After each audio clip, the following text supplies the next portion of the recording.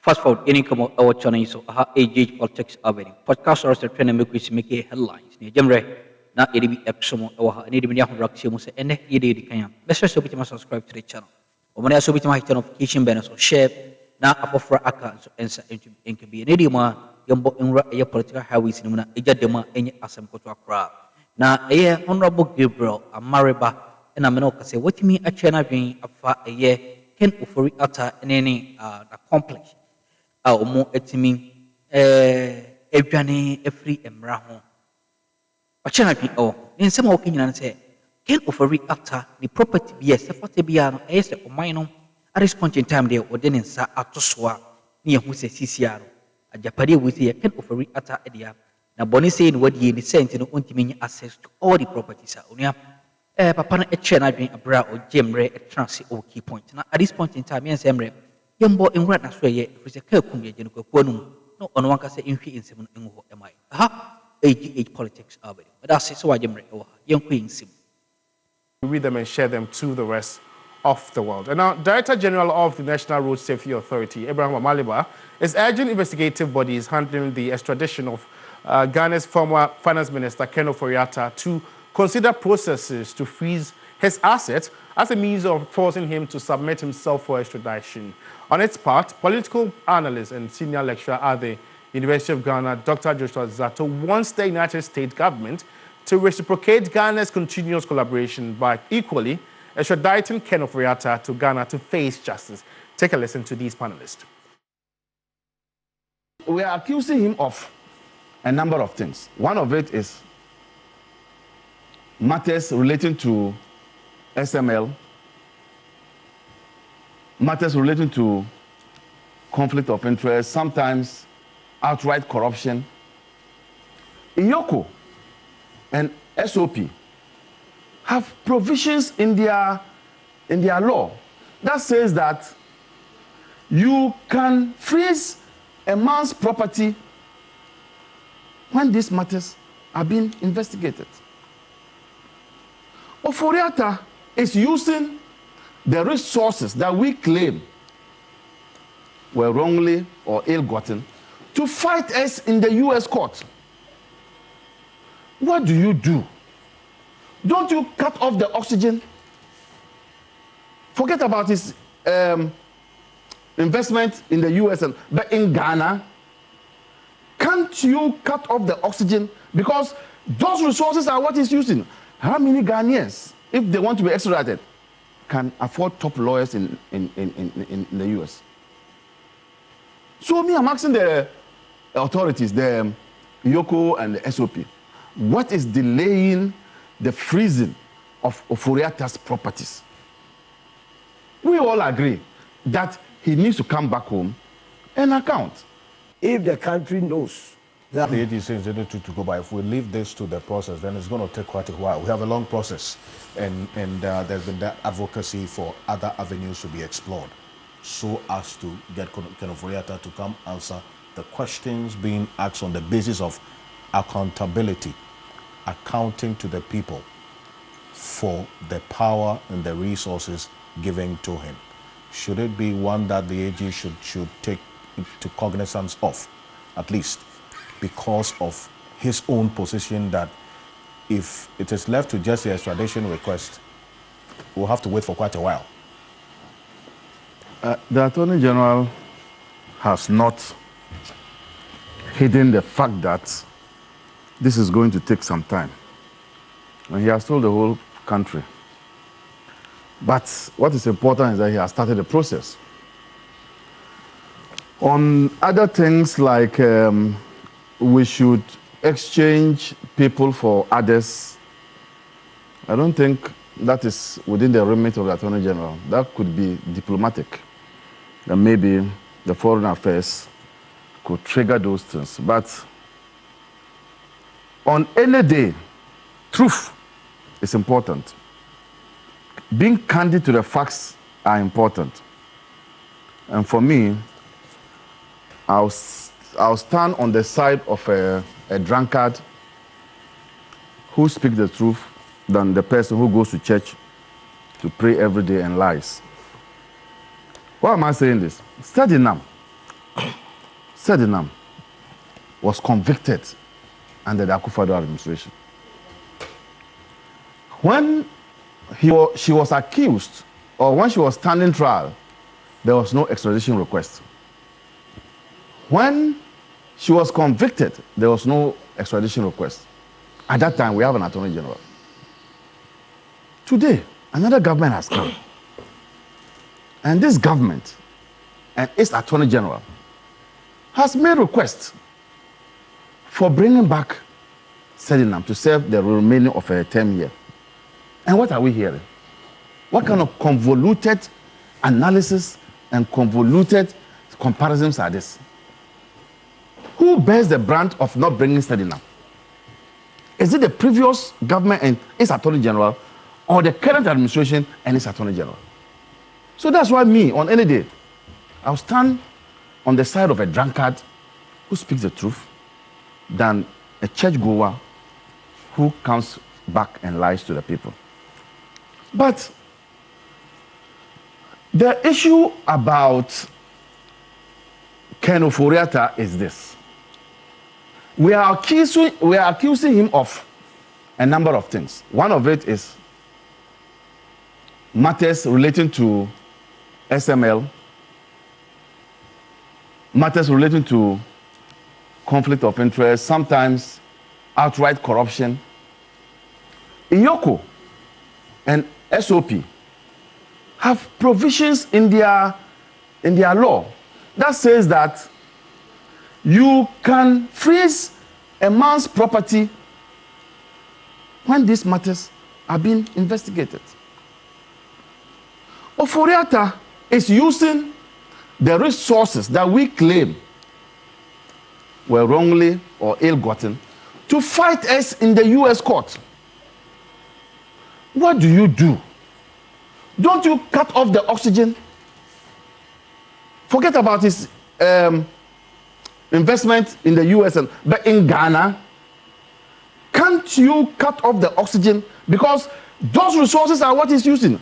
How many Ghanaians, if they want to be extradited, can afford top lawyers in the U.S.?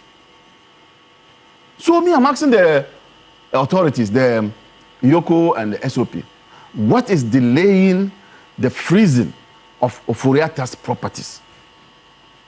We all agree that he needs to come back home and account. But is it also the case that, because me, as I am in road safety now,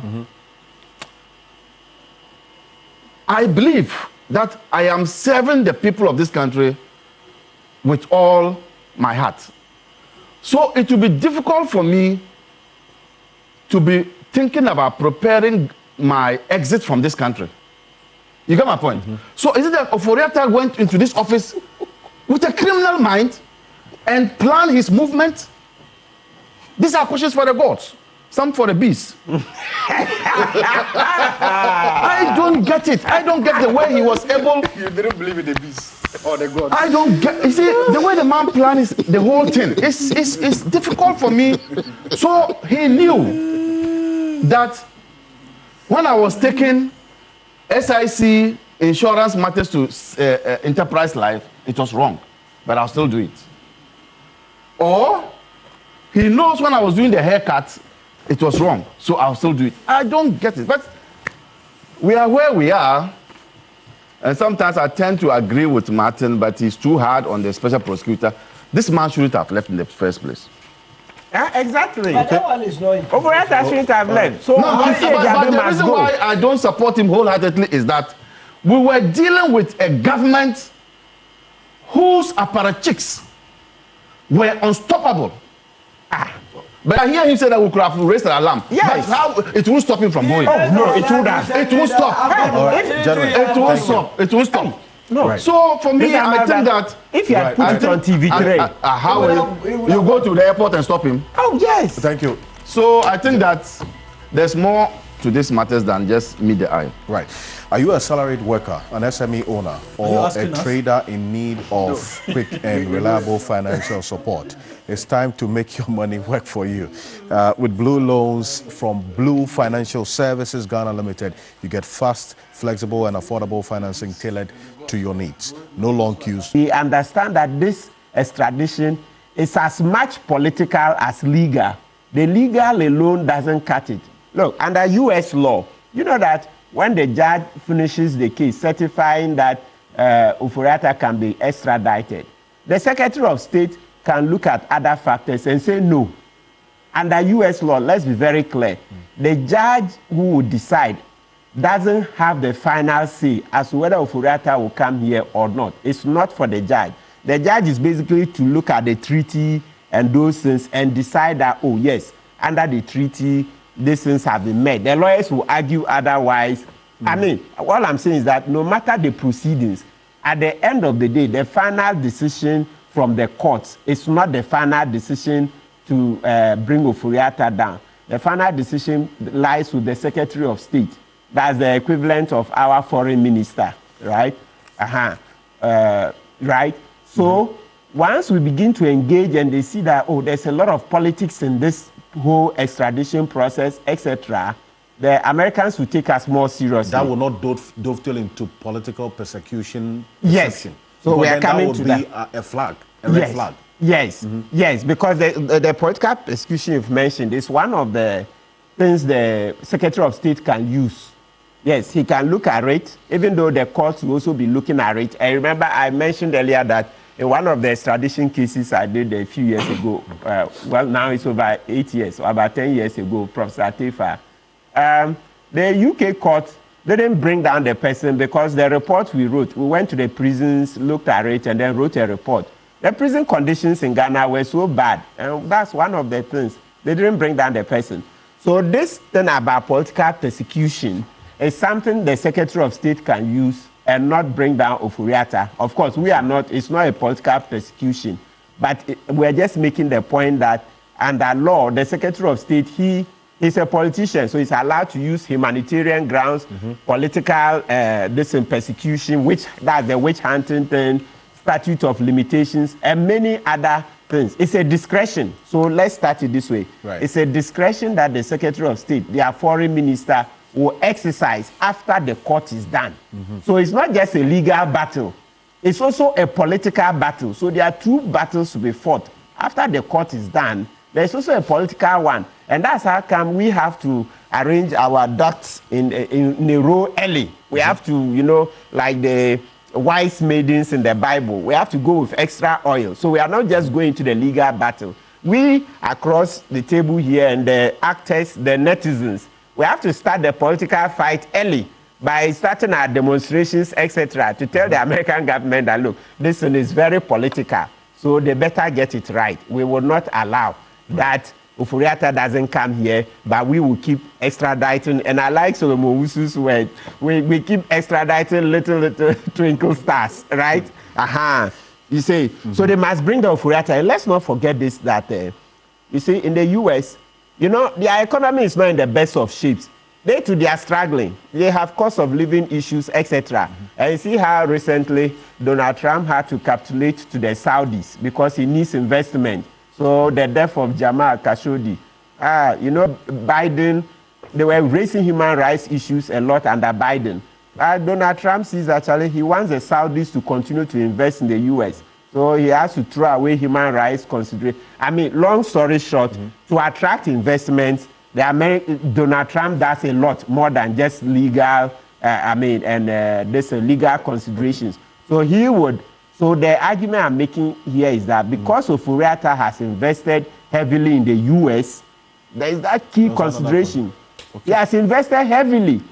You see, so it makes it difficult. And he has also applied for permanent residence. Remember, some weeks ago, I mentioned that my information is that he has applied to be a permanent resident. That he's on his way to becoming a citizen again. You know, he was once a citizen, and then he had to give it up, etc., became finance minister. He wants to become a citizen again, so he's applied to be a permanent resident. So the matters are getting complex. So Was it Abdullah who mentioned, or somebody? Manasseh also mentioned the diplomacy. So we have to begin to negotiate diplomatically how we will bring him down. It's not just the courtroom.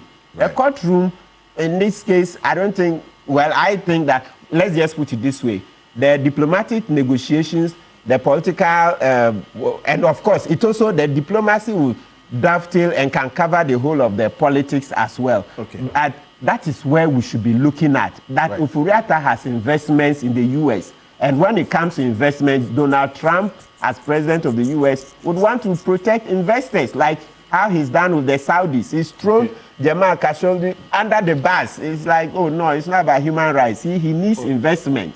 So right. It's a complex matter. It's a very serious, complex matter. That's why we have to start by mobilizing our citizens to send them a petition that, look, we understand this thing, we understand the game. We are no longer as naive as those days, so that we'll leave this conversation to a few people on TV. Okay. In actual fact, we've shown, our citizens have shown the way. They started it on the net, that before Abu Trika goes, our government should get assurances that the U.S. government will also bring that Ofori-Atta, notwithstanding the millions of dollars Ofori-Atta has invested in the U.S. All right.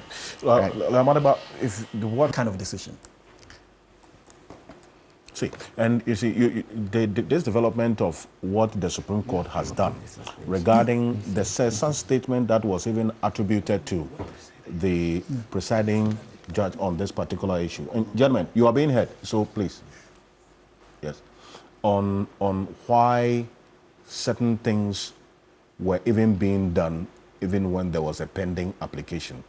As I told, bring you in here because whether or not this election will take place is one that at least is been determined now. The lawyers for the NDC candidates say their client was not evading service, and that were the court bailiffs that could not find him. I want to quickly get an update whether Maliba, your candidate has been served now after the granting of statutory service by the court. I have no information on that. There's no information on that. Dr. Sato, on this. Yeah, no, it was something that Justice Abdullahi said that piqued my interest. But don't forget that it has now been ordered subsidiary service. So once that is done, wherever he is, he has been served. Okay, thank you. Yeah, it was something that he said that piqued my interest, of course.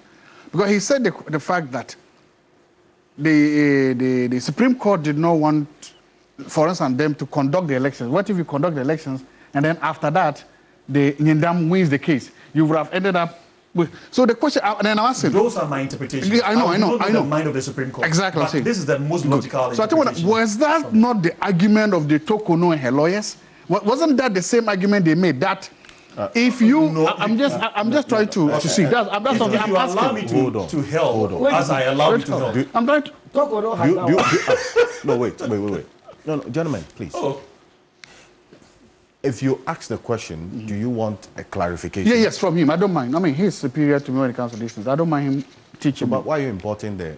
No, because I'm saying it's a principle. He made a principle that, that if it is not, let me know that probably why the Supreme Court made this ruling was because the Supreme Court could have said, okay, if the elections was held on 31st, and then later there was a ruling that says that, that in favor of Nyindam, we would have wasted resources and time electing a candidate, but it would have been not for right. That's his reason. Yeah, that's his reason. So I'm trying to feed on that, or I shouldn't. Yes. Then, wasn't that the same argument or a similar argument that lawyers for Tokono were making? That look, there are still cases in court challenging this thing. So why can't we wait for the termination of those cases before we proceed? So that if right now, I think the last leg of the case is the ECOWAS Supreme. If the ECOWAS rules in Hefe, what happens? I think, is it not a similar thing? You see, hold on. So you see, hold on. No, wait. No, actually, that's not even the answer to that. The answer is not about whether the Supreme Court can change their minds or not. The answer is because the variables are completely different. Completely different. Now, let me give you 100 instances why they are different. You can. First, Tokono's application was based on an appeal. First, it was on an appeal. Second, based on an application at the Supreme Court, all of which were if you like, in fact, the Supreme, the court of, what's it called, the ECOWAS court was a court of first instance. It would mean that it will take forever. Only God knows when it will be done. So do we wait until, let's say, 5 years before we have a Chief Justice? Clearly, that would not make any sense. Or relative to this one, we are dealing with just 2 weeks or 1 week. They are two different things. So if let's say if ECOWAS rules today in favor of Toku, no. So, you know what? Hold on, gentlemen. So all of this is part of your time. You see what Amaliba is doing. Wait. You see what he's doing. No. I want to put that. I am saying that part of this program, people are learning. So I'm saying that. Okay, you know what? You see, listen. No. I just want to. Yes, I've said that because people are listening, and maybe there are people to whom we want to. Hold on. I am doing this, and I agree. So I'm saying. Okay, gentlemen, hold on. Okay, let's go. Let me go ahead. The reason why I asked you whether you would want an answer to your question is that it was going to be part of your submission. I don't and mind. that's why when you ceded, good. Yes, that was why I was having the conversation with Justice. Have you gotten your clarity now? You can I've got my clarity. Okay, I've got my clarity. I can go. I can go. No, thank you. I've got my clarity now. Thank you. Let's go. You see, where I we in some who wrote because watch on so I'm not so dim ever had a sene so about the energy don't be Adomania. Only I was about room, not yak smoke on some so ha age politics are very